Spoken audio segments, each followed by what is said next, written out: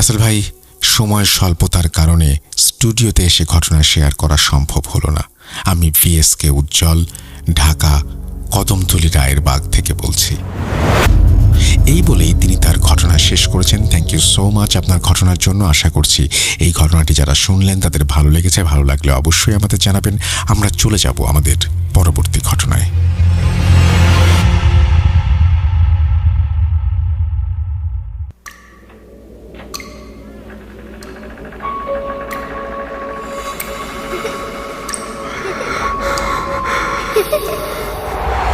লুকোচুরি খেলবে? লুকোচুরি তুমি লুকাও, আমি ঠিকই তোমাকে খুঁজে পাবো।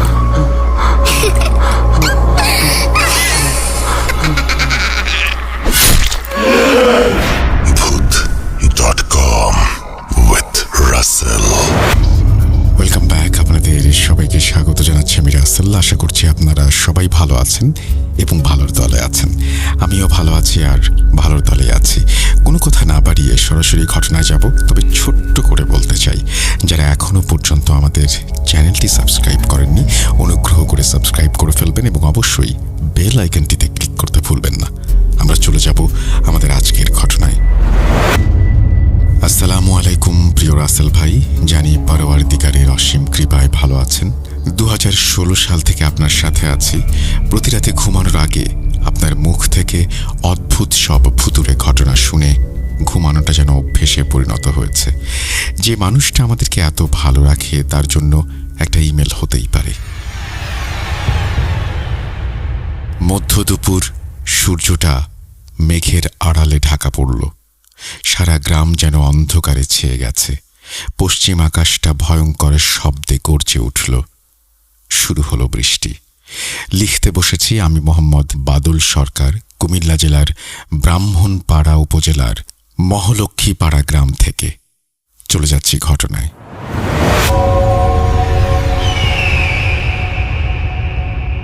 ঘটনা 1। ঘটনার সময়কাল 2008। ঘটনাটি ঘটে আমার সাথে। বর্ষাকাল, চলছে পাটের মৌসুম। গ্রামের প্রতিটি জমিতে যেন পাট চাষ হয়েছে। পাট কাটার উপযোগী সময় টানা 4-5 দিন বৃষ্টি হওয়াতে গ্রামের মেঠো পথ, জমি জমা মোটামুটি বৃষ্টির পানিতে তলিয়ে গেছে। রাস্তায় হাঁটু অবধি পানি উঠে গেছে। ছোটখাটো বন্যার পরিবেশ সৃষ্টি হয়েছে। ঘটনাটা ঠিক তখনকার। আমার বড় ভাই, নাম ইব্রাহিম খলিল, একজন হুজুর মানুষ, তবে মাছ ধরার প্রতি খুবই আগ্রহী। আমাদের বাসার সাথেই ব্রিজ থেকে পশ্চিম দিকে সোজা চিকন রাস্তা শুরু। রাস্তার মাঝে 200 বছরের পুরাতন তেঁতুল গাছ। মোটামুটি বন্যা হওয়ায় ব্রিজের ওপরেই আড্ডা চলছে আশেপাশের মানুষদের। একদিন দুপুরবেলা আমাদের ব্রিজের পাশে বড় ভাইয়া বড় কারেন্ট জাল পেতে মাছ ধরছিলেন। আমি আমার বন্ধু আরিফ পাতিল নিয়ে ব্রিজের ওপরে বসেছিলাম। জাল টেনে ব্রিজের ওপরে উঠতেই দেখতে পেলাম 3-4টা শোল মাছ, মাগুর মাছ পড়েছে। মাছগুলো পাতিলে ভর্তি করে বাসায় নিয়ে রেখে দিলাম। যথারীতি আমি আর আরিফ ব্রিজের এক কোণে আড্ডা দিচ্ছিলাম। হঠাৎ দেখতে পেলাম একটা গোখরা সাপ ব্রিজের কর্নার দিয়ে এলোপাথাড়ি বাসার ভেতরে ঢুকছে। পাশেই গরু বাঁধা ছিল। ওখান থেকে বাঁশ নিয়ে সজোরে সাপের মাথায় আঘাত করলাম। বাঁশের মাথায় করে ব্রিজের ওপরে নিয়ে আসলাম। তেঁতুল গাছ থেকে কতগুলো কাক শব্দে ভীষণ জ্বালাচ্ছিল। আরিফ বলল, দাদার মুখ থেকে শুনেছি সাপের মাথায় এবং লেজে গোবর দিলে সাপ আবার সুস্থ হয়ে যায়। তাই করলাম। সাপের মাথায় এবং লেজে গোবর লেপটে দিয়ে হাসতে লাগলাম। 10-15 মিনিট পর সাপটি ঠিকই মাথা নাড়া দিয়ে ধীরে ধীরে চলতে শুরু করলো। আমি আরিফ তো অবাক। আরিফ বলল, ছেড়ে দে, বাঁচতে পারলে বাঁচুক। সাপটি খালের কিনার দিয়ে তেঁতুল গাছের দিকে চলে গেল। তার 2 দিন পর বাড়িতে বিচিত্র রকমের পরিবেশ সৃষ্টি হলো। একদিন রাতে সবাই পুরো বাড়িতে গোবর পচা গন্ধ অনুভব করলাম। সকালে উঠে যা দেখলাম, পুরো বাড়িতে গোবরের ছড়াছড়ি। পুরো উঠোনে কারা যেন গোবর লেপটে চলে গেছে, কিন্তু তার কোনো কিছুই কেউ বুঝতে পারল না। এভাবেই কয়েকদিন চলতে থাকলো। তারপর থেকে আমার জীবনে নেমে এলো কালো অধ্যায়। খালে জমিতে পানি বাড়তে থাকায় একদিন দুপুরবেলায় আমি, আরিফ, চাচাতো ভাই আলামিন 4টা মোটা কলা গাছ কেটে ভেলা বানালাম। পরদিন বিকেল ৩টা-৪টার সময় ভেলায় চড়ে আমরা ৩ জন শাপলা শালুক ওঠানোর জন্য খালের কিনার ঘেঁষে নিচু জমিতে ঢুকলাম। ওই সময়টায় এলাকার জমিগুলো বিলে পরিণত হয়। যথারীতি আমি আর আরিফ ভেলা থেকে নেমে শাপলা শালুক ওঠাতে লাগলাম। আলামিন ভেলাতেই বসা ছিল। শালুকের পাতা ছুঁয়ে ডুব মেরে শালুক উঠাতে লাগলাম। একবার আমি ডুব মেরে শালুক ওঠানোর সময় যা দেখলাম তা যেন পৃথিবীর কারো সাথেই না ঘটে, কেউ যেন না দেখে। এখনো মনে হলে গা শিউরে ওঠে। যেই পানিতে ডুব দিয়েছি দেখলাম মানুষের মতো একটা মাথা, সারা মুখে মাথায় গোবর মাখানো, শুধু বড় বড় 2টা চোখ বের হয়ে আছে। সে আমার গলা চেপে ধরল। পানির নিচে ধস্তাধস্তি শুরু করলাম। একসময় আমার হাত পানির ওপরে থাপড়াতে লাগলো। আলামিনের নজরে পড়তেই সে তড়িঘড়ি করে ভেলা থেকে নেমে আমায় টেনে ওঠালো। দেখলো আমার চোখ রক্তবর্ণ হয়ে গেছে, মুখে শালুকের আঁটি দেয়া। ও টেনে বের করলো। ততক্ষণে আরিফও আমার কাছে চলে এসেছে। কি হয়েছে জিজ্ঞেস করলো ওরা। সবকিছু বললাম। তারপর বাড়ি চলে এলাম। তারপর একদিন রাত আনুমানিক 11টা আমাদের উপজেলা থেকে বাড়ির দিকে রওনা দিলাম। প্রায় 11:30টার দিকে আমাদের গ্রামের যে দোকানপাট সেখানে এসে নামলাম। বলে রাখি, আমাদের বাড়িতে যাওয়ার জন্য আমাদের দোকানপাট থেকে স্কুলের মাঠ হয়ে চিকন সরু রাস্তা দিয়ে সোজা উত্তর দিকে চলে যেতে হয়। 10 মিনিটের রাস্তা। অটো ভাড়া মিটিয়ে দিয়ে যেই স্কুলের মাঠে আসলাম, কেমন যেন একটা গোবর পচা গন্ধ অনুভব করলাম, যে গন্ধটা আমাদের বাড়ির মানুষ কয়েকদিন ধরে পাচ্ছে। আচমকা ভেতরে ভয় ঢুকে গেল। স্কুলের জানালাগুলো কারা যেন প্রচণ্ড রকমের শব্দ করে ভেঙে ফেলছে। আল্লাহর নাম নিয়ে হাঁটতে লাগলাম আর 4 কুল পাঠ করতে লাগলাম। স্কুলের কিনার ঘেঁষেই ছিল কদম গাছ। চাঁদের আলো থাকায় তার উপর নজর পড়তেই দেখলাম মানুষের মতো একটা অবয়ব পা দুটো ওপরের দিকে, হাত দুটো নিচের দিকে দিয়ে কাঠ বেড়ালির মতন কদম গাছ আঁকড়ে ধরে বসে আছে। দেহ থেকে মাথাটা যেন 3 গুণ বড়। মুখ চোখ বলতে কিছুই ছিল না, পাতিলের মতো গোল ছিল মাথাটা। আমি ঠাঁই দাঁড়িয়েছিলাম, ভয়ে হাত পা ঠান্ডা হয়ে আসছিল। কদম গাছ থেকে চড়চড় করে নিচের দিকে নেমে মাথাটা ঘুরিয়ে একবার তাকালো আমার দিকে। তারপর 2 লাফে পাট খেতে ঢুকে গেল। ভয়ে জ্ঞান হারাবার অবস্থা আমার। আল্লাহর নাম নিয়ে আবার হাঁটতে লাগলাম। বাড়ির যে রাস্তা তাতে হাঁটু অবধি পানি ছিল, তাই দৌড়াতে পারছিলাম না। রাস্তার দুপাশেই ছিল পাট ক্ষেত, তাই অন্ধকারে যতটুকু সম্ভব পা চালাতে লাগলাম। পানিতে হাঁটার শাঁ শাঁ শব্দ হচ্ছিল। গোবর পচা গন্ধটা যেন আরো তীব্র হতে লাগলো। হঠাৎ অনুভব করলাম আমার পেছনে কেউ আসছে। পানিতে কারো পায়ের হাঁটার শব্দ। আমি থেমে গেলে ওই শব্দটাও থেমে যায়। পাট গাছের জন্য অন্ধকারে কিছুই দেখতে পাচ্ছি না। এবার আল্লাহর নাম নিয়ে পানির মধ্যে দিয়েই দৌড়াতে শুরু করলাম। বাড়ির পাশে এসে যেন হাফ ছেড়ে বাঁচলাম, কিন্তু বাড়িতে কাউকে কিছু বললাম না। ঘটনাটি এখানে শেষ হলে ভালো হতো, কিন্তু তখনও অনেক কিছু বাকি ছিল। পরদিন বাবার সাথে সারাদিন পাট গাছ কেটে সন্ধ্যাবেলায় গামছা কাঁধে দিয়ে পুকুর পাড়ে গেছি গোসল করতে। সবে মাগরিবের আজান শেষ হয়েছে, তবে এখনো পুরোপুরি অন্ধকার হয়ে যায়নি। বাড়ি থেকে আমাদের পুকুরটা বেশ দূরে ছিল। পুকুর পাড়ে ঢুকতেই দেখলাম মানুষের মতো একটা অবয়ব, তবে স্বাভাবিক মানুষের চেয়ে 2-3 হাত লম্বা হবে। মাথায় গোল একটা ক্যাপ পরা, উল্টো দিকে মুখ করে দাঁড়িয়ে আছে। তখনও গোবর পচা গন্ধটা নাকে আসছিল। আমি বললাম, কে? আর কিছুই বলতে পারলাম না। অবয়বটা আমার দিকে ঘুরে দাঁড়ালো। পুরো মুখে গোবর মাখানো, শুধু চোখ দুটো দেখা যাচ্ছে, রক্তিম লাল হয়ে আছে। চিৎকার দিতে চাইলাম, কিন্তু কোনো সুর বা কোনো ভাষা আমার মুখে আসছে না। কেউ মনে হচ্ছে আমার গলা চেপে ধরেছে। একটু পরেই শুরু হলো ধস্তাধস্তি। মনে মনে আল্লাহর নাম নিতে লাগলাম। ভাবতে লাগলাম, আজ হয়তো আর বেঁচে ফিরতে পারবো না। এক সময় জ্ঞান হারালাম। জ্ঞান ফিরতেই নিজেকে বাড়িতে আবিষ্কার করলাম। বাবা হুজুর ভাইয়া বসে আছে। পাশের বাড়ির হক চাচা দেখতে এসেছে। শুনতে পেলাম হক চাচা নাকি মাগরিবের নামাজ পড়তে অজু করার জন্য পুকুরের পাড়ে গিয়ে দেখেন আমি অচেতন অবস্থায় পড়ে আছি। আমার বুক গলাকে যেন খামচে দিয়েছে। পুরো শরীরে বিশ্রী রকমের গোবর মাখানো। হক চাচা দ্রুত খবর নিয়ে আসেন আমাদের বাড়িতে। আমার পুরো শরীর পরিষ্কার করে ঘরে নিয়ে যাওয়া হয়। প্রায় 1 ঘন্টা পর আমার জ্ঞান ফেরে। জ্ঞান ফিরে কি হয়েছিল জানতে চাইলে আমার সাথে যা যা এতদিন ঘটেছে আমি সব কিছু সবাইকে খুলে বললাম। শুনে সবাই হতভম্ব। শুনতে পেলাম ভাইয়া ইতোমধ্যে ভাইয়ার পরিচিত একজন হুজুরকে খবর দিয়েছে। সঙ্গত কারণে হুজুরের নাম বলতে পারলাম না। তিনি আমাদের পাশের গ্রামে ছিলেন। তার কিছু শিষ্য জিন ছিল, যার কারণে তিনি প্যারানর্মাল টাইপের বিষয়গুলো নিয়ে ভালো চিকিৎসা ও পরামর্শ দিতে পারতেন। রাত 10টা বাজে হুজুর আমাদের বাড়িতে পৌঁছান। হুজুরকে সবকিছু খুলে বলা হলো। আমাকে ঝাড়ফুঁক দিয়ে একটা তাবিজ দিলেন। হুজুর বললেন আমি যেন কিছুদিন সন্ধ্যার পর ঘর থেকে বের না হই, আর বললেন তিনি এখন কিছু বলতে পারবেন না, আগামীকাল সন্ধ্যায় এসে সবকিছু বলবেন। হুজুর চলে যান। পরদিন বিকেলবেলায় হুজুর আবার আসেন।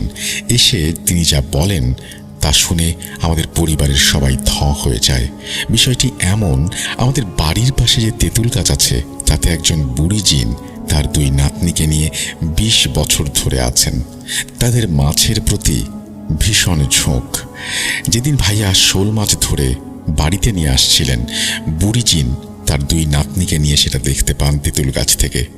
লোভ সামলাতে না পেরে তার এক নাতি গোখরা সাপের বেশ ধরে বাড়িতে প্রবেশ করে এবং আমার হাতে মার খায়। মাথায় এবং লেজে গোবর দেয়ায় জিন ও তার নাতি নাকি প্রচণ্ড রেগে যায়। মার খাওয়া জিনটি মাথায় প্রচণ্ড আঘাত পেয়েছে, কিন্তু এখনো বেঁচে আছে, আর তাই তার ভাই প্রতিশোধ নেয়ার জন্য আমাদের পেছনে লেগেছে, আমাদেরকে মারবে, যার কারণে পুরো বাড়িতে সবসময় গোবর পচা গন্ধ। এগুলো জিনদেরই কাজ। অনেকবার সুযোগ পেয়েও নাকি আমায় মারতে পারেনি। এসব কিছু হুজুর জানতে পারেন তার শিষ্য জিনের মাধ্যমে। হুজুর জিনদের চলে যেতে বলেন, কিন্তু জিনরা আমার কোনো ক্ষতি না করে যাবে না বলে জানায়। হুজুর নানান রকম ভয় ভীতি দেখিয়ে তাদেরকে বিদায় করে এবং 7 দিনে 3টি করে ইলিশ মাছ তেঁতুল গাছের গোড়ায় তাদের দিতে হয়। বাবা 7 দিন 3টা ইলিশ মাছ সেখানে দিয়ে আসেন। এরপর আমার সাথে আর কিছুই ঘটেনি। এই ঘটনাটি সিলেক্টেড হলে জানাতে বলেছেন। থ্যাংক ইউ সো মাচ আপনার ঘটনার জন্য। আশা করছি যারা শুনছেন তাদের ভালো লেগেছে। আমরা চলে যাব আমাদের পরবর্তী ঘটনায়।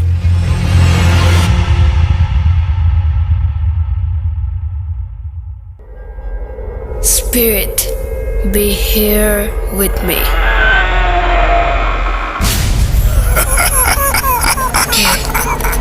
কে তুমি? Bhoot.com. The fear returns with Russell.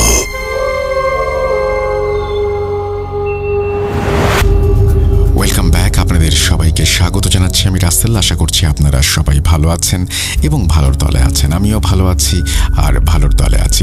এবার অডিও ক্লিপে যাব। আশা করছি অডিও ক্লিপটি প্রথম থেকে শেষ পর্যন্ত আপনারা শুনবেন এবং ভালো লাগবে আপনাদের। যদি ভালো লাগে অবশ্যই আমাদের জানাবেন। আমরা চলে যাচ্ছি ঘটনায়। আসসালামু আলাইকুম রাসেল ভাই, আশা করি আপনি ভালো আছেন, কারণ আপনি সবসময় ভালোর দলে থাকেন। তবে এই আসন্ন শীতে আপনাকে একটা রিকোয়েস্ট করতে চাই, সেটা হচ্ছে আপনি আপনার গলার যত্নটা নেবেন, মানে ভয়েসের যত্নটা নেবেন। কেননা আমরা যারা আপনার শ্রোতার আছি তারা কিন্তু একাংশই বেঁচে আছি আপনার এই ভয়েসের উপর নির্ভর করে। তো যাই হোক, আমার নামটা আমি সঙ্গত কারণে গোপন রাখছি, তবে মেইলে আমি আমার ইন ডিটেলসটা দিয়ে দেব। তো আজকে আমি যে ঘটনাটা বলছি সেটা আমার খুব কাছের একটা বান্ধবীর সাথে ঘটে যাওয়া ঘটনা এবং খুব রিসেন্টেড একটা ঘটনা, যার কারণে আমি চাচ্ছিলাম যে এটা শ্রোতাদের সাথেও শেয়ার করতে, কেননা শ্রোতারা এই ধরনের ঘটনাটা একটু বেশি পছন্দ করেন। তো কথা না বাড়িয়ে আমি ঘটনায় চলে যাই। 2022 সালে ও আর আমি দুজনেই অনার্স সেকেন্ড ইয়ারের প্রায় শেষের দিকে। তো আমি সরকারি বিশ্ববিদ্যালয়ে পড়লেও ও একটা ন্যাশনালের আন্ডারে ভর্তি হয়েছিল এবং 2022-এর একদম শেষের দিকেই ওর প্রেম ঘটিত কারণে বিয়ে হয়ে যায়। ভাইয়া খুবই অমায়িক একটা পার্সন বলতে গেলে, কিন্তু মানে ভাইয়ার যে ফ্যামিলি অর্থাৎ আমার বান্ধবীর শ্বশুর বাড়ির যে লোকজন তারা কিন্তু কোনোভাবেই আমার ফ্রেন্ডকে মেনে নিতে পারেনি। এক প্রকার ভাইয়া জোর করে তার ফ্যামিলিকে রাজি করিয়ে তারপর হচ্ছে বিয়েটা করে। এই বিয়ে হওয়ার পর থেকেই যেহেতু ফ্যামিলি মেনে নিতে পারেনি, তো তার সাথে টুকটাক অনেক ধরনের সমস্যাই হতে থাকে, সেই সমস্যাগুলো আর নাই বললাম। ও যেহেতু আমার খুব কাছের একটা বান্ধবী, আমরা সেই ক্লাস 3-4 থেকে একসাথে অধ্যয়নরত আছি, তো যার কারণে ওর প্রায় সব ঘটনাই আমার সাথে শেয়ার করতো। তো এই ঘটনাটাও হচ্ছে ওর বিয়ের পরে ঘটা। অন্যান্য সব ঘটনা আমি একটু সাইডে রেখে মেইন যে ঘটনাটা আছে সেটার দিকে আমি ফোকাস করছি। তো ওর বিয়ের প্রায় 3 থেকে 4 মাস পরেই সে অন্তঃসত্ত্বা হয়ে যায়, সন্তান সম্ভবা। তো যখন থেকে ওর সন্তান সম্ভবা হয়, বিশেষ করে ওর শাশুড়ি এবং ওর ননাস সেটা মেনে নিতে পারেনি, কেননা তার অন্য কোথাও একটা মেয়ে পছন্দ করে রেখেছিল তার ছেলের জন্য বা তার ভাইয়ের জন্য। সেটা যেহেতু হয়নি, তো এই ঘরে একটা মেয়ে হুট করে আসলো বিয়ে করে সে, এবং রাতারাতি সে সন্তান সম্ভব হয়ে গেল, এটা তারা কোনোভাবেই মেনে নিতে পারছিল না। তো ভাই এই জিনিসটা বুঝতে পারে এবং তাৎক্ষণিক ওকে মানে তার মা এবং বোনের কাছ থেকে আলাদা করে ফেলে। আলাদা একটা বাসায় হচ্ছে ওরা সেটেল হয়ে যায়। তো ছোটোখাটো বাসা বলতে আমরা যা বুঝি যে যখন একটা সিঙ্গেল ফ্যামিলি হয়, নতুন বিবাহিত দম্পতি, তাদের ঘরে তেমন কিছুই থাকে না, হয়তো তোশক থাকে কিংবা একটা কি বলে খানাডুলি আমরা যেটাকে বলি, র্যাকের মতো থালা বাসন রাখার জন্য হয়তো সেটা থাকে, আর কিছু টুকটাক হাঁড়ি পাতিল, ওয়াইড্রপ এগুলো থাকে। তো আমি ওর বাসায় যাওয়ার পর দেখলাম যে ওর হাজব্যান্ড ওর জন্য একটা নতুন খাট আর কি, নতুন সিঙ্গেল একটা খাট রেডি করে রেখেছিল আগে থেকেই, এবং বাকি সব যে সেটা হচ্ছে নর্মাল, তেমন খুব বেশি ফার্নিচার ওদের মানে নতুন সে সংসারে ছিল না। তো ও যখন ওই বাসায় একা থাকা শুরু করে, ভাইয়া একটা জব করতো নারায়ণগঞ্জের ওইদিকে, তো ভাইয়া চলে যেত এবং সকালে গিয়ে ভাইয়া মোটামুটি রাত 9টা-10টার দিকে বাসায় আসতো, এবং এই সময়টায় কিন্তু আমার ফ্রেন্ড সম্পূর্ণই বাসায় একা থাকতো, এবং আমি ওকে ফোনেই টাইম দিতে পারতাম, কোনোভাবেই অফলাইনে ওকে কখনোই টাইম দেওয়া হয়নি ওর প্রেগনেন্সির সময়, কেননা তখন আমিও মানে নববিবাহিত ছিলাম।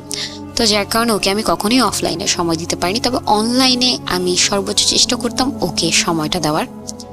এরকম হঠাৎ একদিন কথা বলতে বলতে ও আমাকে বলল যে ও যখন রাতে ঘুমায় তখন হঠাৎ করেই মানে মাঝে মধ্যেই ও রাতে জেগে দেখে যে ওর হাজব্যান্ড উঠে বসে ওর পেটের দিকে তাকিয়ে আছে।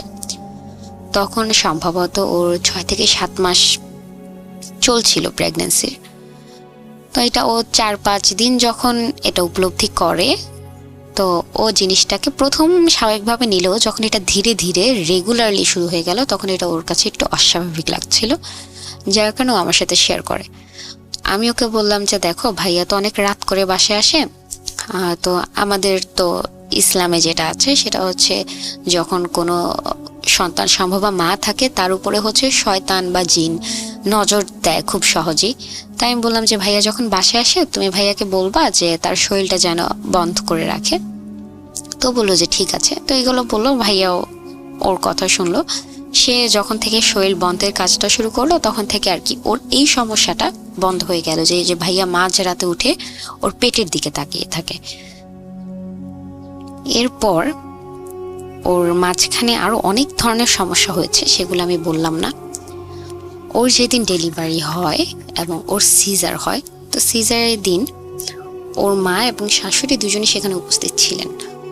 তো ওকে যখন আইসিইউ থেকে বেডে নিয়ে আসা হয় তখন তার শাশুড়ি হঠাৎ করে বলে উঠলেন যে তোমাকে এখনই এত তাড়াতাড়ি বেডে দিয়ে দিয়েছে, ভালোই হয়েছে, তোমাকে এখন আমরা মানে ঠিকভাবে টেক কেয়ার করতে পারবো।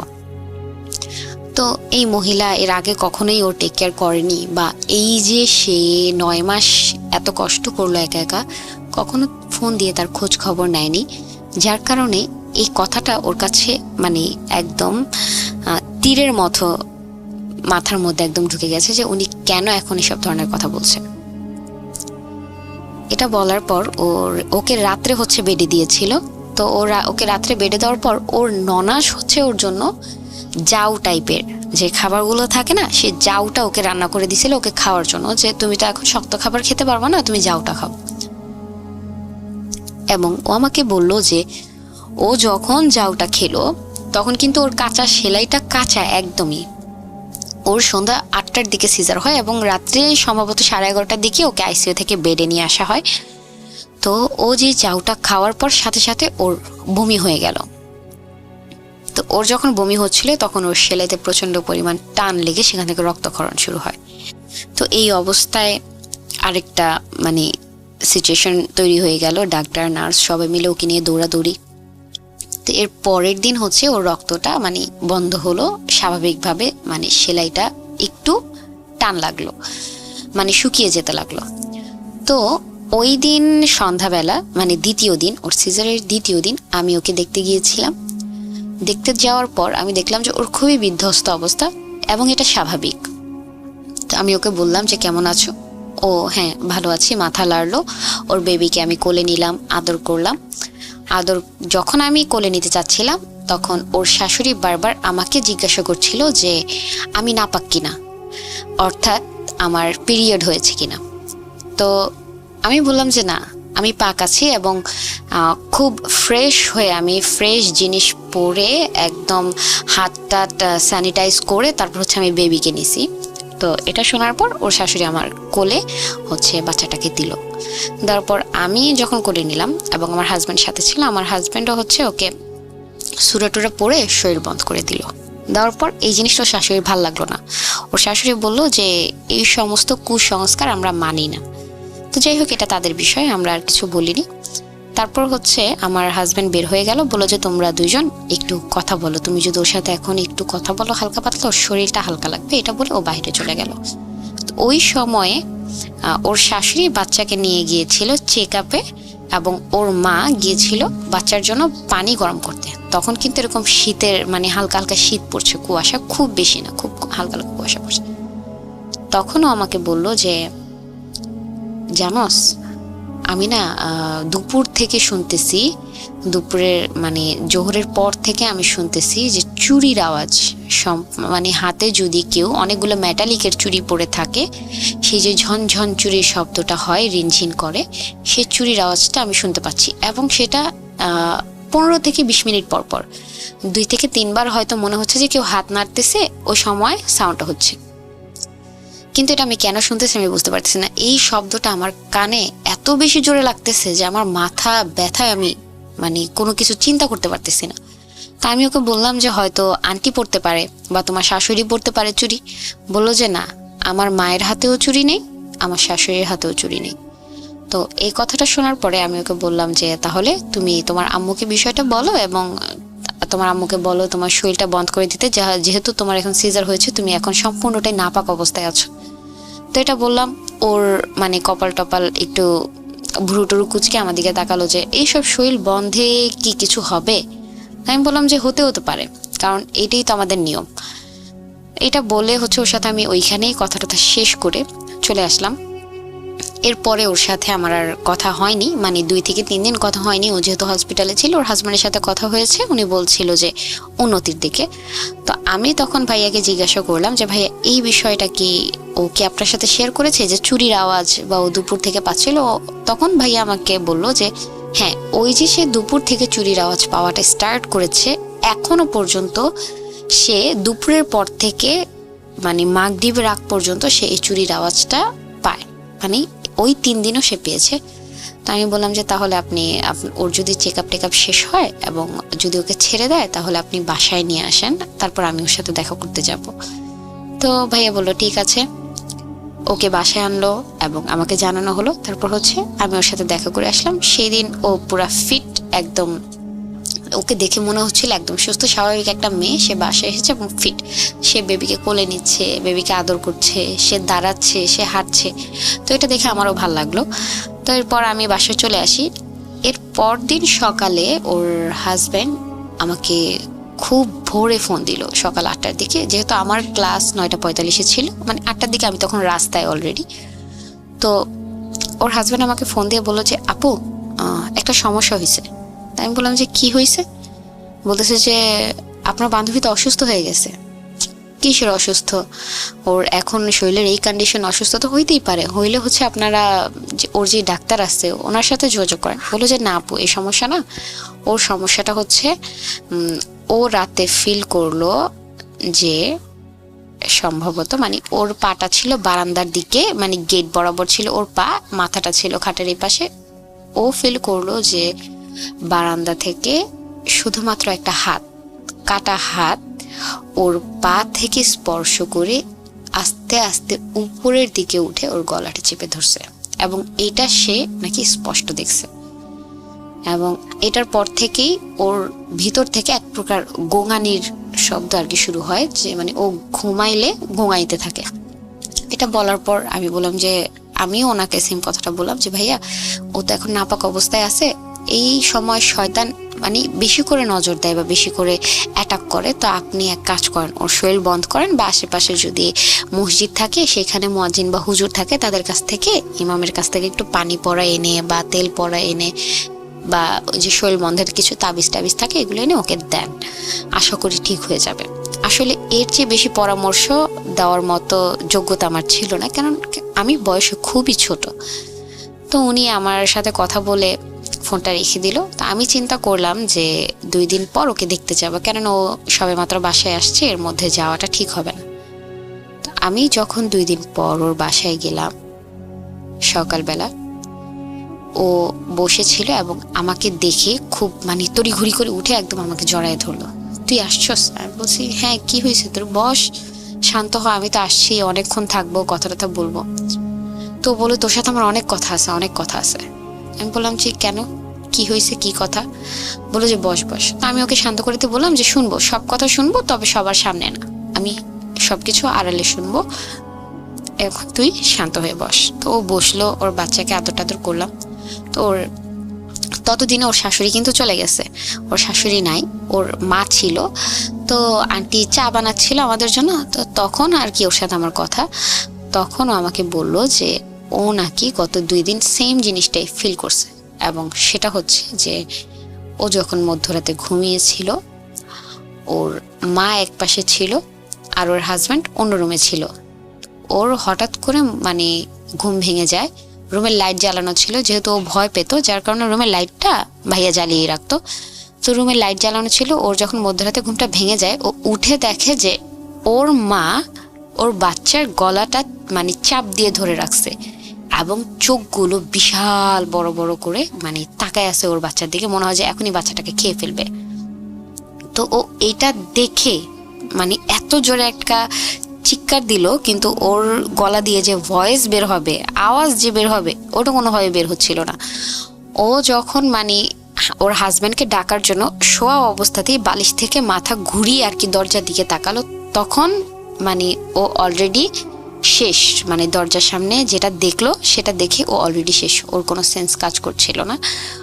ও যেটা দেখলো সেটা হচ্ছে একটা মহিলা, আমরা যে খিমার পরি, কালো খিমার বর্তমানে যেটা খুব ট্রেন্ডিংয়ে চলছে, সেই একটা কালো খিমার পরা একজন মহিলা দরজার সামনে দাঁড়িয়ে আছে, এবং মানে চোখ এত বড় বড়, ওর কাছে মনে হচ্ছে যে আমাদের চোখের যে পাতা থাকে যেটা আমরা বন্ধ করি আর খুলি, সেই পাতাটা ওই মহিলার নেই, এবং অসম্ভব রকমের চোখ বড় বড় করে ওর দিকে তাকিয়ে আছে।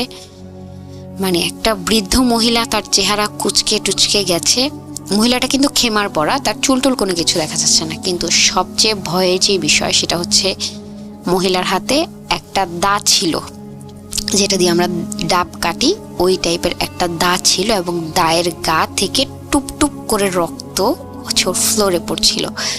আর মহিলার জিব্বা ছিল, মানে মুখ থেকে জিব্বা বের করে হা করে, ওনার জিব্বাটা নাকি একদম পায়ের কাছ পর্যন্ত মানে নিচে ফ্লোরে নাকি একদম বিছিয়েছিল।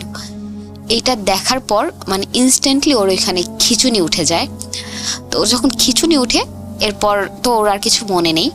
তো ও পরের দিন জানতে পারে, মানে নার্স আসছিল বাসায়, ওকে সব কিছু ডাক্তার চেক আপ করে দিয়ে যায়। সেম ওই দিন ও সারাদিন ভালো থাকে, ভালো থাকার পরে ও কিচ্ছু জিজ্ঞাসা করে না ভয়ের কারণে। সেকেন্ড দিন রাতে যখন এই ঘটনাটা সেম আবারও ওর সাথে ঘটে, তখন ওর লাস্ট মোমেন্টে যে আগের দিন যে খিঁচুনিটা হয় সেটা কিন্তু তখন আর ওই দিন হয়নি। মানে ও তো ওই দিন এত বেশি ভয় পাইছে যে ওই ভয়ের কারণে ও উঠে বসে গেছে, বসে উঠে ওর চুল ধরে চিৎকার করতেছে, ওর হাজব্যান্ডকে ডাকলো চিৎকার করে, ভাইয়া দৌড় দিয়ে চলে আসলো। মানে ভাইয়া মধ্যরাতে এত জোরে চিৎকার হলে তো মানুষ স্বাভাবিকভাবে ভয় পাবে। ভাইয়া দৌড় দিয়ে চলে আসে এবং এসে দেখে যে রুম সম্পূর্ণই স্বাভাবিক, কিন্তু ও হচ্ছে আপনার পায়ের মধ্যে মাথা দিয়ে বসে একদম মাথা পায়ের মধ্যে ঢুকিয়ে তারপর হচ্ছে কান্না করছে। মানে ও কোনো কিছু হাইড করছে বা কোনো কিছু দেখতে চাচ্ছে না, এমন চিৎকার করে করে কান্না করতেছে। তখন আর কি ও ভাইয়াদেরকে বিষয়টা বলে এবং আন্টিকে বিষয়টা বলে। তখন আন্টি বললো যে কোথায়, আমি তো ঘুমিয়েছিলাম, তো এরকম কিছুই ফিল করিনি। তো আন্টি আবার বললো যে এটা হয়তো তোমার হ্যালুসিনেশন হচ্ছে বা তুমি হয়তো ভুল দেখছো। কিন্তু ওর প্রশ্ন হচ্ছে যে আমি যদি ভুল দেখি, আমি আজকে ভুল দেখবো, কিন্তু আমি গতকালকেও ভুল দেখবো না। আর আমি যদি গতকালকে ভুল দেখি, সেম জিনিসটা আমি আজকে কোনোভাবেই দেখার প্রশ্ন আসে না। কেননা গতকালকে আমার দেখা মাত্রই আমার খিঁচুনি চলে আসে, এবং আজকে যার কারণে আমি স্টে করতে পারছি এবং তোমাদেরকে ডাকতে পারছি। এই ঘটনা শোনার পরে আর কি এর পরের দিন ওর শাশুড়িকে নাকি জানানো হয়। তখন ওর শাশুড়ির বক্তব্যটা এমন ছিল যে অসময়ের জিনিস নাকি এরকমই হয়, মানে অসময়ে যদি কোনো কিছু চলে আসে সেটা নিয়ে নাকি এরকমই বিপদ হয়।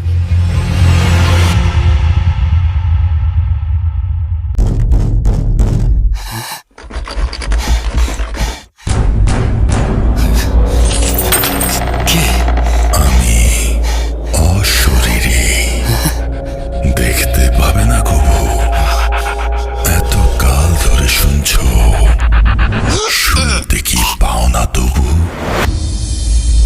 Voot.com The Fear Returns with Russell. Welcome back. 14 ফেব্রুয়ারি আমাদের জন্মদিন, এবং তার মাঝেই আমরা যদি চাই যে আপনারা আমাদের সাহায্য করবেন, পাশে দাঁড়াবেন, আমরা ভূত.com-এর ঘটনা বা ভূত.com-এর কথা সবাইকে জানাতে চাই। আর সেই জন্য যারা ঘটনা শুনছেন তারা সাবস্ক্রাইব করে ফেলুন এবং আমাদের এই চ্যানেলটি শেয়ার করুন আপনার বন্ধুদের সাথে, যাতে খুব দ্রুত গতিতে আমরা এগিয়ে যেতে পারি। আমরা চলে যাব আমাদের পরবর্তী ঘটনায়। আসসালামু আলাইকুম রাসেল ভাই। আলহামদুলিল্লাহ, আল্লাহর রহমতে আপনি ভালো আছেন। আমি বলতে গেলে আপনি এবং আপনার শোয়ের ডাইহার্ট একটা ফ্যান।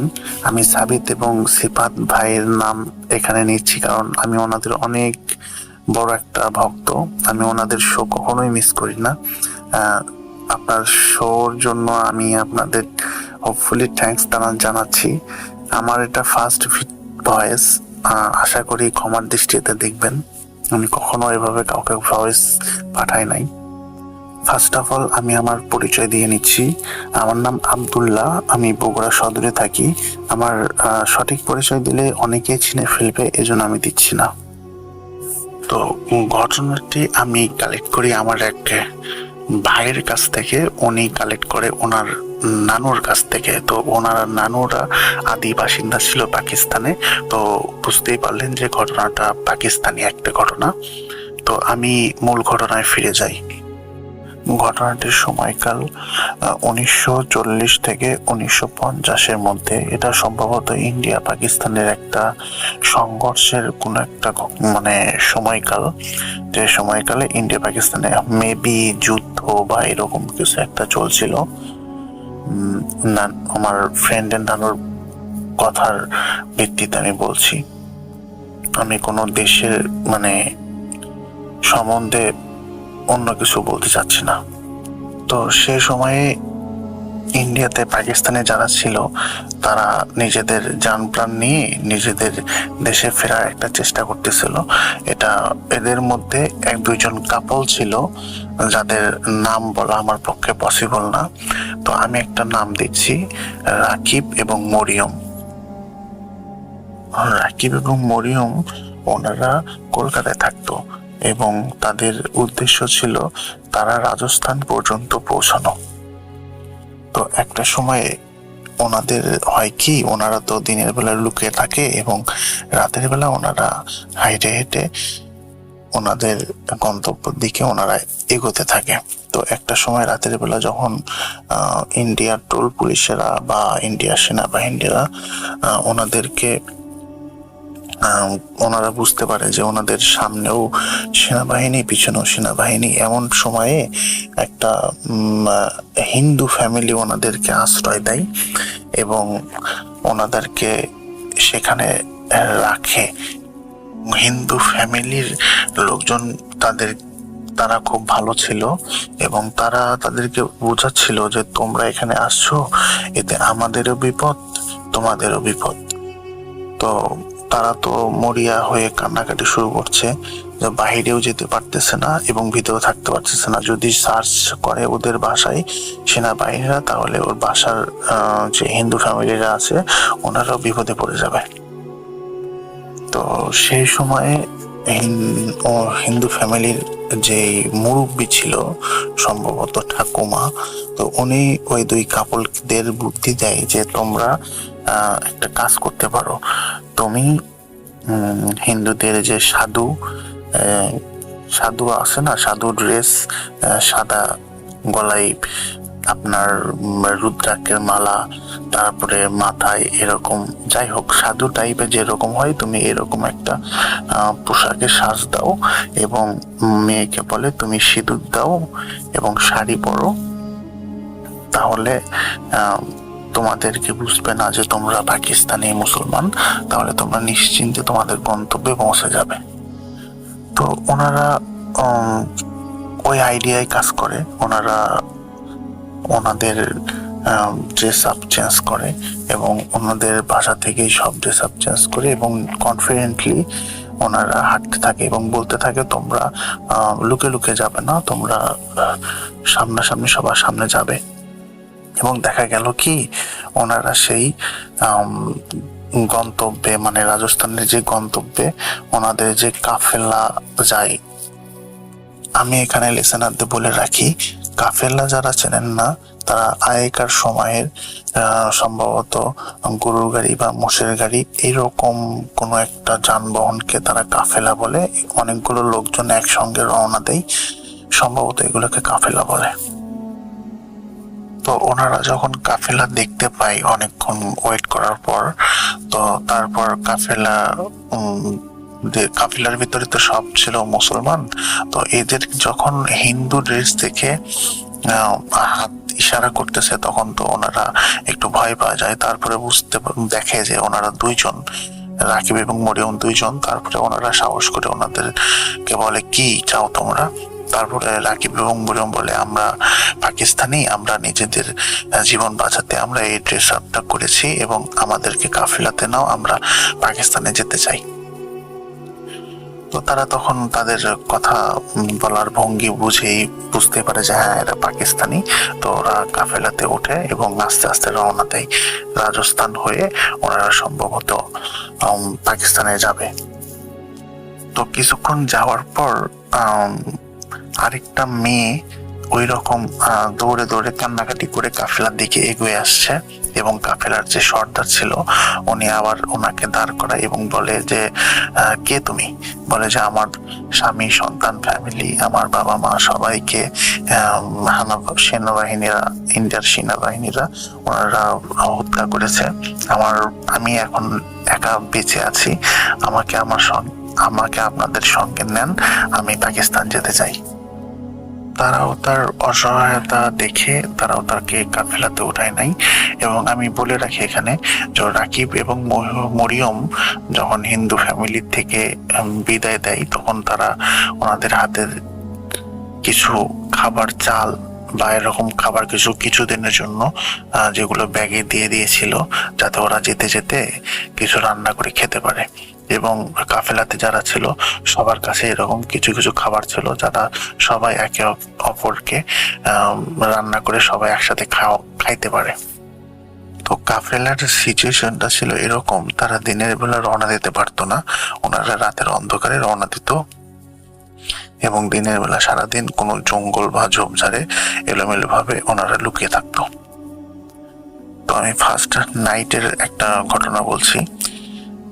ঘটনাটা হলো যে ওনাদের কাছে যে যা রাতের বেলা রওনা দিতে রাতের ডিনারের যখন সময় হয়ে যায়, তখন ওনারা যে যা পারছে রান্না করে যেটুকু সময়ের ভিতরে খাওয়া দাওয়া করে ওনারা ওয়াশরুম সারার জন্য মাঠ ইউজ করছে। তো মেয়েদের ক্ষেত্রে হয় কি, ওনারা তো এক সাইডে যায় আর ছেলেরা এক সাইডে যায়, দলবদ্ধভাবে এক সাইডে যায় এবং কাজ সেরে আবার একসাথে ফিরে আসে। ফিরে আসার সময় এমন একটা বিষয় হয়, সেটা হলো এমন একটা চিৎকার হয় যে চিৎকারটা কোনো মানুষের না, কোনো পুরুষের না, চিৎকারটা যে কিসের, এমন একটা মানে গলায় কোনো মানে সিংহের যদি গলায় কোনো হাড় বাজে একটা এমন একটা বিকট একটা সাউন্ড হয়, ওই রকম সাউন্ড করে একটা সাউন্ড হয় এবং সাউন্ডটা মহিলাদের পাশ থেকে আসে।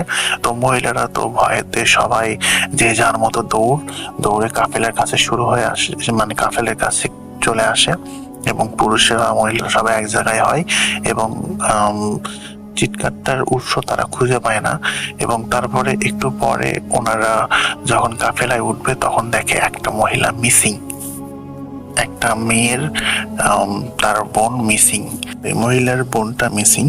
তো পুরুষেরা তো লাঠি সোটা নিয়ে, তখন তো টর্চ লাইট ছিল না, টর্চ লাইট মানে অনেক বিরাট ব্যাপার, বড় লোকদের কাছে টর্চ লাইট থাকে। তো তাদের কাছে মম বা চেরাগ বা হ্যারিকেন এরকম কিছু আলো নিয়ে ওনারা লাঠি সোটা দিয়ে ওনার যেখানে মহিলারা ওয়াশরুম করতে ওয়াশ হতে গেছিল ওই পাশে যাই, খুঁজে দেখে কোথাও ওই মেয়ে, যেখানে মেয়ের বোনকে নিয়ে ওরা খুঁজতে থাকে। তো যেখানে মেয়েকে নিয়ে বসেছিল বা মেয়েকে নিয়ে ছিল, তো চিৎকার শোনার পর তো ও তো নিজেই ভয়ে দৌড়াচ্ছে, বোনও তো নিজেই মানে ভয়ে কোথায় গেছে সে তারা বলতে পারে না। তো তখন ওনারা সেখানে খুঁজে এবং 1/2 কিলোমিটার তারা খুঁজে, সেখানে খুঁজে কোনো কিছুই খুঁজে পায় না, কোনো মেয়ে তো কিছু না, সবকিছুই অন্ধকার এবং সবকিছুই ধুধু ফাঁকা মাঠ, কোনো কিছুই খুঁজে পায় না তারা। তো খুঁজে না পেয়ে ওনারা কাফেলায় আবার ফিরে আসে। ফিরে আসার পর ওনাদেরকে বোঝায় যে এখন আমাদের এখানে থাকা নিরাপদ না, আমাদের যেতে হবে, এখন আমাদের সাধ্যমতো আমরা চেষ্টা করছি, আমরা তো খুঁজে পাচ্ছি না। তো সেই ক্ষেত্রে মানে বুকে পাথর রেখে মহিলাটি মানে কাফেলায় উঠে ওনার বোনকে ছেড়েই ওনারা আবার কাফেলার দিকে রওনা হয়। তো রাসেল ভাই, দেখা যায় কি প্রত্যেকটা রাতেই এরকম ডিনার শেষে ওনারা যখন রওনা দিবে, ওয়াশরুম শেষ করার পর এরকম একটা বিকট এরকম একটা অনেক, এটা যে কিসের সাউন্ড ওনারা কোনো কিছুই তার অস্তিত্ব সাউন্ডের তো খুঁজে পায় না। এবং দেখা যায় পরিশেষে একটা মেয়ে প্রত্যেকটা রাতের বেলা এরকম যাওয়ার সময় মিসিং। তারা কোনো একটা জানোয়ার যদি ওখানে আসতো, তাদের কোনো পায়ের ছাপ বা চোখের একটা মানে কি বলে, চোখের তো একটা আলোর একটা থাকে, প্রতিফলক থাকে, সেটা দেখতে পারবে। কোনো কিছু না, জাস্ট ওই রকম একটা সাউন্ড হয় আর একটা করে মেয়ে মিসিং হয়। তো বিষয়টা এখন এরকম দাঁড়াইছে যে ওয়াশরুমের সময় পুরুষরাও এখানে যাইতে পারবে না, মহিলাদের একাই যেতে হবে এবং পুরুষরা তাদের আলাদাভাবে, পুরুষদের কোনো ক্ষতি হচ্ছে না, শুধু একটা করে মেয়ে মিসিং হচ্ছে। তো এবার কাফেলার যে সর্দার ওনারা বলে, তোমরা এবার আজকের দিন তোমরা নিজেরা একটু অ্যালার্ট থাকবা, অনেক বেশি অ্যালার্ট থাকবা এবং তোমরা দেখার বা বোঝার চেষ্টা করবা যে বিষয়টা কি, আসলে জিনিসটা কি। তো এই সময়টাতে মরিয়ম নামের যে কফল ছিল, মরিয়ম যে মেয়েটা, উনি করে কি নিজের শরীরটাকে আগে বন্ধ করে, দোয়া দরুদ পড়ে ও নিজের শরীরটা বন্ধ করে এবং তাদের সঙ্গে ওয়াশরুমে ওয়াশ হতে যায় আর কি।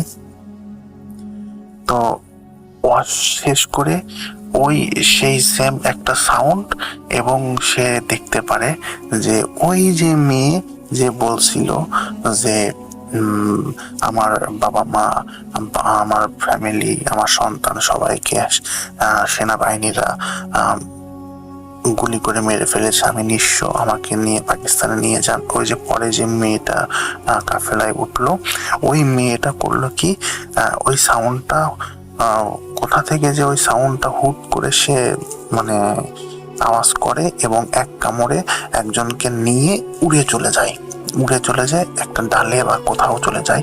এই মরিয়ম মেয়েটা এটা হুট করে দেখে ফেলে এবং দেখে ফেলে সে তো একদম স্তব্ধ এবং তার সেন্স চলে যায় এরকম অবস্থা। এবং সেই সাউন্ডটা পেয়ে তো বাকি মহিলারা সবাই তো যে যার মানে যান বাঁচানোর জন্য কাফেলায় ফিরে যায় এবং দেখে যে রাকিব দেখে যে মরিয়ম ওখানে দাঁড়িয়ে। তো রাকিব দৌড়ে যে মরিয়মের কাছে যায় এবং মরিয়মকে ধরে। ওর এখনো জ্ঞান ছিল এবং সে একবারে মানে কি বলে একবারে জ্ঞান হারাই নাই, কিন্তু সে কিছু একটা দেখে ভয় পাইছে এরকম নিয়ে সে তাকে ধরে কাফেলার ভিতরে উঠায়। তো এরকম ভাবে আরো 2 দিন যায় এবং মরিয়ম তো তখন থেকে কোনো কথা বলা বন্ধ করে দিয়েছে। রাকিব অনেক চেষ্টা করছে কিন্তু মরিয়ম আর কথা বলছে না। তো এরকম ভাবে আরো 2 দিন যায় এবং 2 দিন আরো 2টা মেয়ে এরকম মিসিং হয়।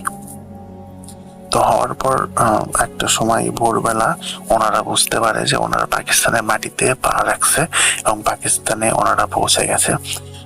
সম্ভবত ওনারা পাকিস্তানে করাচিতে যাবে। তো পাকিস্তানের পৌঁছানোর পর যে যাই আল্লাহর কাছে শুকরিয়া আদায় করে, কেউ কেউ মাটিতে সিজদা করে আল্লাহ শুকরিয়া আদায় করছে। তো ওইখানে একটা মানে পাকিস্তানের একটা পরিবারের কাছে ওনারা যায়।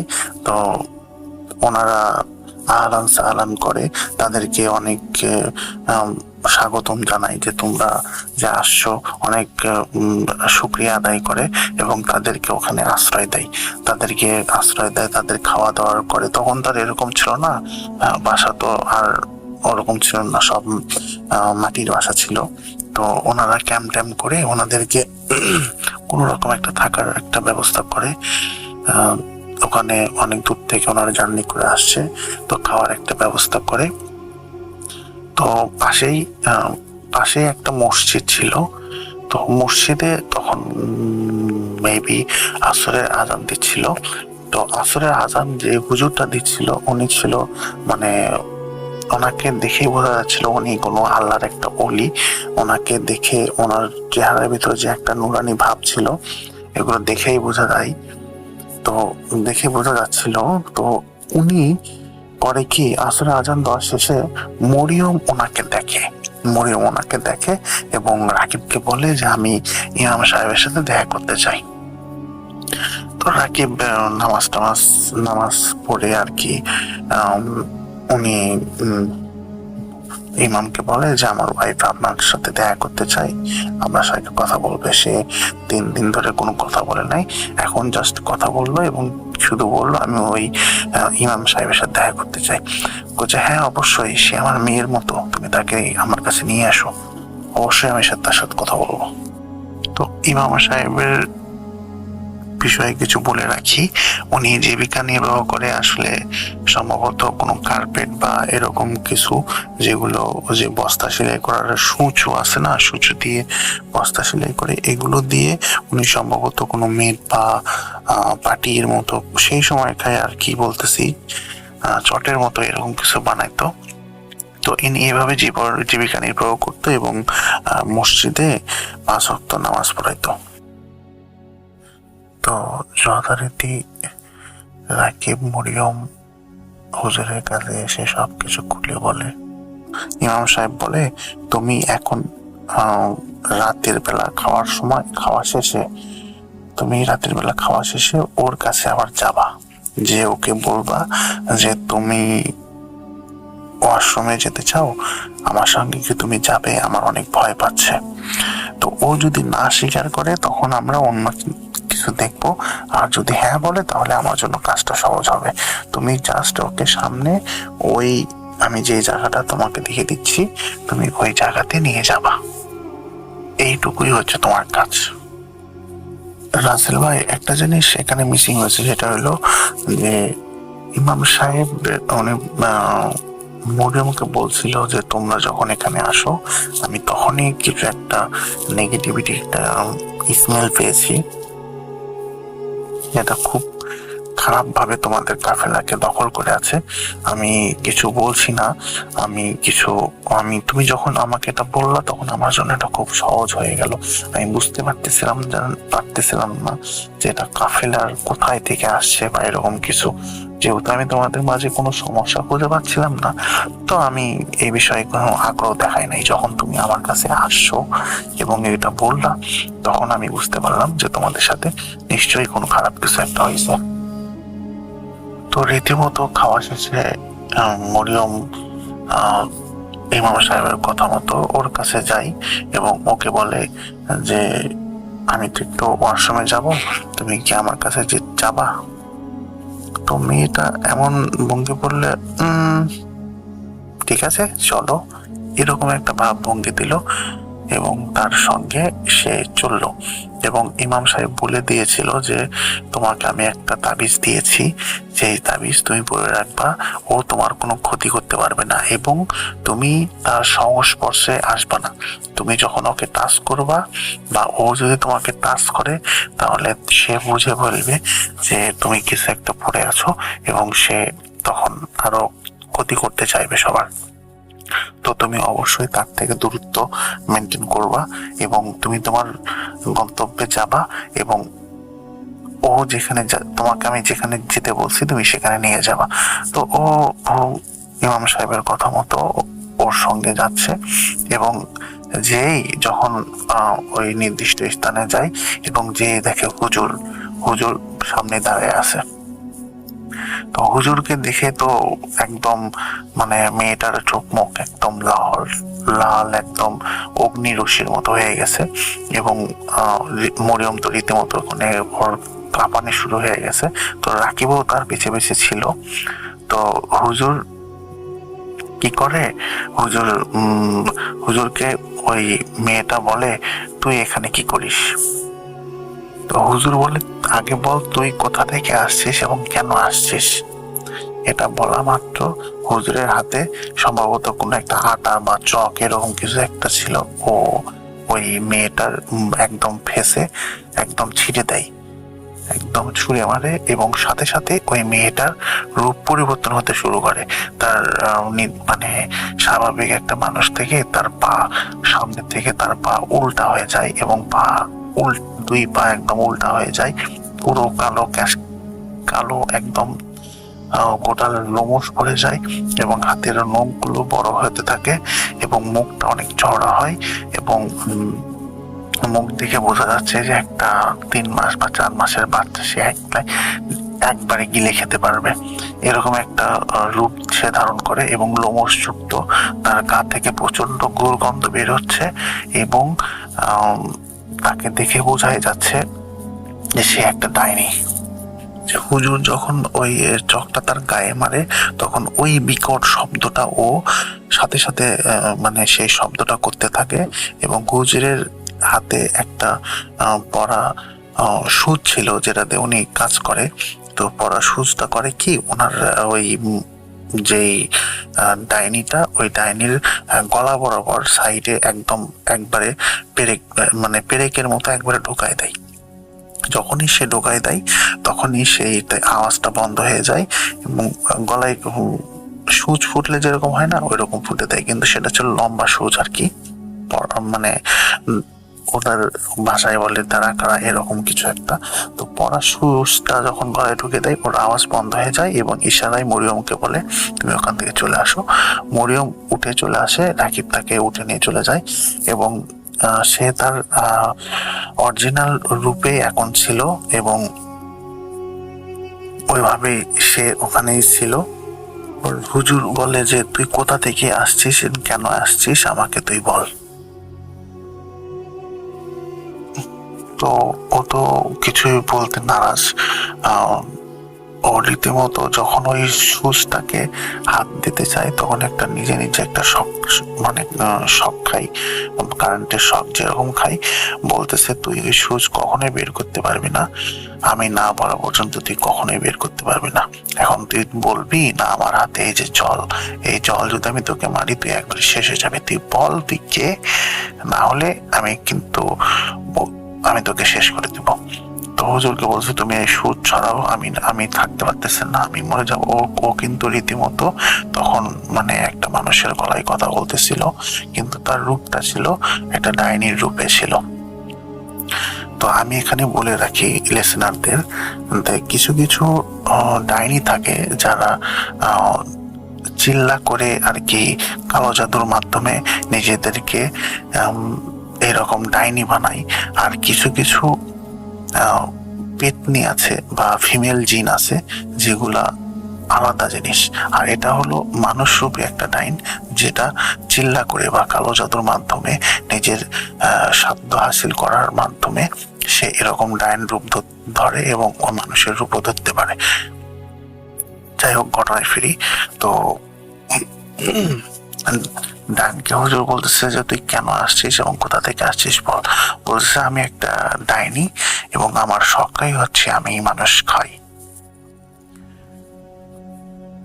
আমি মানুষের সবকিছু খাই না, আমি মানুষের শুধু ঘাড়ের মাংস খাই, মানুষের লিভার খাই, হার্ট খাই, এবং তাকে যেখানে খাই ওই গাছের ডালে আমি সেখানে ফেলে রেখে চলে আসি।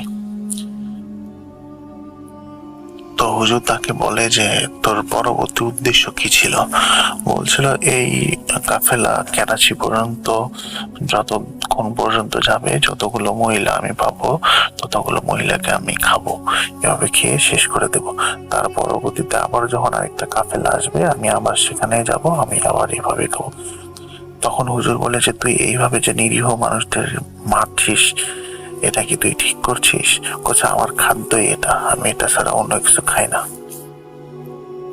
তো আমি ঘটনা সীমিত করছি, ঘটনা অনেক বড় হয়ে যাচ্ছে মনে হয়। তো হুজুর বলে যে তোকে যদি আমি ছেড়ে দিই তুই তো আবার অন্য মানুষদের খাওয়া শুরু করবি, তখন তুই আরো মানুষের জীবন নষ্ট করবি, তোকে তো ছাড়ে দেওয়া হবে না। তো হুজুর করে কি, ওনার বোতল থেকে সবগুলো পানি ওর গায়ে একদম ঢেলে দেয়। হ্যাঁ, ঢেলে দেওয়ার সাথে সাথে পানি আচমকাই মানে কি বলে, পেট্রোলের উপর আগুন ধরলে যেরকম হয় না, পেট্রোলের উপর আগুন ধরলে, তো ওনার ভাষ্যমতে মানে আমার ভাইয়ের দাদির ভাষ্যমতে যে পেট্রোলে আগুন ধরলে যেরকম হয় আপ করে একদম জ্বলে ওঠে, এবং সে ওই অবস্থাতেই ওই রকম আওয়াজ করতে পারতেছিল না, কিন্তু কষ্টে তার আওয়াজ বের হচ্ছিল, এবং আস্তে আস্তে আস্তে আস্তে আস্তে আস্তে ও একদম মানে ছায়ে রূপান্তরিত হয়। এবং হুজুর কাফিলার এবং আশেপাশে যত লোকজন ছিল সবাইকে বলল যে এই ছাই সবাই তোমরা মাটি খুঁড়ে পুঁতে রাখো, কারণ এই ছায়েও বিষ আছে, এই ছাই যদি অন্য কোথাও যায় সেখানেও ক্ষতি আছে। তো যাই হোক রাসেল ভাই, আমার ঘটনা এইটুকু, আমি কতটুকু বলতে পারছি আমি জানি না। তো আমার জীবনে এটা ফার্স্ট ভূত এফএমে ভয়েস দেওয়া, আমার ভুল ত্রুটি অবশ্যই ক্ষমার দৃষ্টিতে দেখবেন। আমি আপনার আসলে অনেক বড় ফ্যান। আর ঘটনাটা যদি সিলেক্ট হয়, আমার কাছে আরো ঘটনা আছে, আমি পাঠিয়ে দেব। আমার সবার উদ্দেশ্যে বলবো যে সবাই ভূত এফএমের পাশে থাকবেন এবং আমার জন্য দোয়া করবেন। আল্লাহ হাফেজ। ঘটনাটা যদি সিলেক্ট হয় তাহলে আমাকে অবশ্যই জানাবেন। আপনি ইচ্ছা করলে আপনার নিজের ইচ্ছা মতো এটাকে লিখে আপনি পড়ে শোনাতে পারবেন।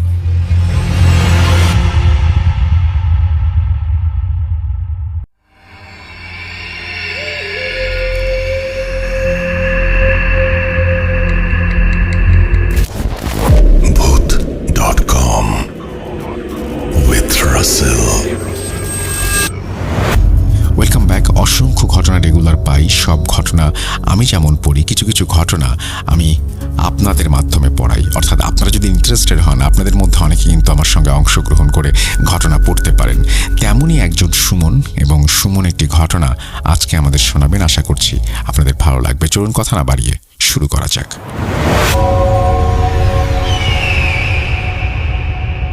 আসসালামু আলাইকুম রাসেল ভাই, আশা করি ভালো আছেন এবং ভালোর দলে আছেন। প্রথমে আমার পরিচয় দিয়ে নিই। আমার নাম খালেদ মাহমুদ, আমার বাড়ি কুমিল্লা জেলার লাকসাম উপজেলায়। আমি ভূত.com-এর একজন নিয়মিত শ্রোতা। ভূত.com এটা আমার প্রথম ইমেইল, তাই ভুল ত্রুটি ক্ষমা করবেন। ঘটনাটি আমার এক বন্ধু ও তার পরিবারের সাথে ঘটেছিল। আমার বন্ধুটির নাম আবিদ। আমি তার হয়ে ঘটনাটি বলছি। আমার নাম আবিদ। প্রথমে আমাদের বাড়ি ও পরিবার সম্পর্কে বলে নিই। আমাদের বাড়ি লাকসামের পশ্চিম গাঁয়ে। আমাদের বাড়ির পিছন দিয়ে বয়ে গেছে ডাকাতিয়া নদী। আমাদের বাসার এক ফ্ল্যাটে আমি, আমার বড় বোন এবং আমার আম্মু থাকেন। অপর ফ্ল্যাটে আমার এক খালা থাকেন। ঘটনাটি যখন ঘটে আমি তখন ক্লাস 5-এ পড়তাম। ছোট থেকে আমি একটু ডান পিটে ছিলাম, তাই আমি আলাদা রুমে ঘুমাতাম। ঘটনাটির তারিখ আমার সঠিক মনে নেই। একদিন রাতে আমি আমার রুমে ঘুমিয়েছিলাম। হঠাৎ কোনো কিছুর একটার আওয়াজে আমার ঘুম ভেঙে যায়। একে তো গভীর রাত, তাই রুমটা একটু অন্ধকার ছিল। আমি বিছানা থেকে নামার সময় পায়ের তরল কিছু অনুভব করি। একটু পর বুঝতে পারি আমার বেডের কাছে কয়েক ফোঁটার রক্ত পড়ে আছে। আমি একটু ভয় পেয়েছিলাম ঠিকই, তাই সকালে আম্মুকে বলি যে আমার বেডের কাছে রক্ত আসলো কোথা থেকে। আমার আম্মু বলল সে হয়তো মশার রক্ত হবে। আম্মু ব্যাপারটা তেমন আমলে নিলেন না। তো রোজকার মতো পরের দিন রাতে আমার রুমে ঘুমিয়েছিলাম। আবারও হঠাৎ গুনগুন আওয়াজে ঘুম ভেঙে যায়। তারপর আবারও দেখি কয়েক ফোঁটা রক্ত আমার বেডের সামনে। পরের দিনও ব্যাপারটা আম্মুকে বললে উনি আবারও আমলে নিলেন না। তারপর থেকে প্রায় প্রতি রাতে এই ঘটনা ঘটত। আম্মুকে বললে কেন জানি এড়িয়ে যেত। ছোট আমি তেমন কিছু বুঝতাম না। এর কয়েকদিন পরে হঠাৎ একদিন আম্মু দেখলো তার ব্যাগ থেকে টাকা উঠাও। ওনার কাছে মনে হয়েছিল হারিয়ে ফেলেছে বা আমরা কেউ নিয়েছি, তাই উনি এটা নিয়ে মাথা ঘামালেন না। এরপর কিছুদিন আর কিছুই হয়নি। কয়েকদিন পর আম্মু আবারও দেখলো ব্যাগ থেকে টাকা উঠাও। তো তিনি ভাবলেন হয়তো বাজারে গিয়েছিলেন আর টাকা পড়ে গেছে, এটা স্বাভাবিকই নিলেন। এরপর 1 মাস তেমন কিছু হয়নি। এরপর একদিন সকালে ঘুম থেকে উঠে আম্মুকে বাসায় দেখতে পেলাম না। আমার বোনের কাছ থেকে জানতে পারি যে আম্মু কোনো এক হুজুরের কাছে গেছে। কেন গেছে সেটা বলতে পারে না। আম্মু যখন ফিরে আসলো তখন দেখছি উনি পানি পড়া নিয়ে আসছেন। আমি ওনাকে জিজ্ঞেস করেছিলাম কেন গেছেন। যেহেতু আমি তখন ছোট ছিলাম তাই উনি ব্যাপারটা এড়িয়ে গিয়েছিলেন। এরপর তেমন কিছু আর হয়নি। কয়েকদিন আস্তে আস্তে আম্মুর মধ্যে কিছু পরিবর্তন দেখতে পেলাম। যেমন প্রায় অসুস্থ হয়ে যেতেন, দিন দিন শুকিয়ে যেতেন। এইরকম চলতে চলতে আমার আম্মুর একবার হার্ট অ্যাটাক হয়েছিল। আম্মুকে কিছু জিজ্ঞেস করলে উনি আমাকে বলতেন না। বলে রাখা ভালো আমার সাথেও কয়েকদিন কিছু হয়নি। কিন্তু এক রাতে আমি স্বপ্নে দেখেছিলাম একজন মহিলাকে। দেখে মনে হয়েছিল হিন্দু। উনি বসে বসে কি যেন পড়ছিলেন। আমি ভাষাটা বুঝলাম না, কেমন মন্ত্র টাইপের। ওনাকে দেখে মনে হয়েছিল তান্ত্রিক। তো আমি ওনার কাছে গিয়ে যা দেখলাম তার জন্য আমি মোটেও প্রস্তুত ছিলাম না। আমি দেখলাম ওই মহিলার মুখ কেমন দানবীয়। ওইরকম চেহারা কোনো মানুষের হতে পারে না। আমি ভয় পেয়ে গেলাম। পরের দিন সকালে আম্মুকে স্বপ্নের ব্যাপারে বললে উনি বলেন কার্টুন দেখেছে তাই স্বপ্নে ওইগুলো দেখি। যেহেতু আমি ছোট ছিলাম তাই মনে হয় উনি এটা বলেছিলেন। এরপর মাঝে মাঝে আমার আম্মুও একই রকম স্বপ্ন দেখতে লাগলেন। উনি আমার বোনের সাথে সব শেয়ার করলেও আমাকে তেমন কিছু বলতেন না। এরপরে এটা চলতে থাকলে আম্মু অনেক কবিরাজ হুজুর দেখান, কিন্তু তেমন কোনো লাভ হয়নি। কেউ সুরাহা করতে পারল না। আমার এক মামা আছেন যিনি একজন আলেম। তো উনি একদিন আমাদের বাসায় আসলে আম্মু ওনাকে সমস্যাগুলো বলে। উনি পুরো বিষয়টা জানার পরে বলেছিলেন এটা উনি সুরাহা করার চেষ্টা করবেন। উনি আবার এই বিষয়গুলো সম্পর্কে জানতেন। উনি যে মাদ্রাসায় পড়াশোনা করতেন ওইখানে এক হুজুর এই বিষয়গুলো দেখতেন। তিনি মাদ্রাসার মুহাদ্দিস ছিলেন, পাশাপাশি কবিরাজের কাজগুলো করতেন। ওনার অনেক কাজে মামা গিয়েছিল, তাই মামা এগুলো জানতেন। এরপর মামা একদিন আমাদের সমস্যা ওই হুজুরকে বলেছিলেন। তো সমস্যাগুলো শোনার পর হুজুর একদিন আমাদের বাসায় এসেছিলেন। উনি একটা পানির বোতল, একটা তেল এবং ওনার যাবতীয় অনেক কিছু নিয়ে আসেন। আমার আম্মুর রুমে বসে বসে কিছু একটা করলো। উনি বললেন যে আমাদের উপর কেউ কালো জাদু করেছে, তবে কে করেছে সেটা এখনও জানা যায়নি। তারপর উনি বললেন যে কিছুদিন সময় লাগবে। এই বলে উনি সেই দিনের মতো চলে গেছেন। এর পরের রাতে আমি স্বপ্নে ওই মহিলাকে দেখেছিলাম, আর আমি যেন কথা বলার ভাষা হারিয়ে ফেলেছিলাম। ভয় পেয়েছিলাম অনেক, তাই আম্মুকে ডাকার চেষ্টা করলাম, কিন্তু অনেক চেষ্টা করেও আমার আম্মুকে ডাকতে পারিনি। ওই মহিলার চেহারা ছিল অনেক বিভৎস আর প্রচণ্ড ভয়ানক। আমি আজও ওই চেহারা ভুলতে পারিনি। এরপরে আমি অনেক অসুস্থ হয়ে গিয়েছিলাম।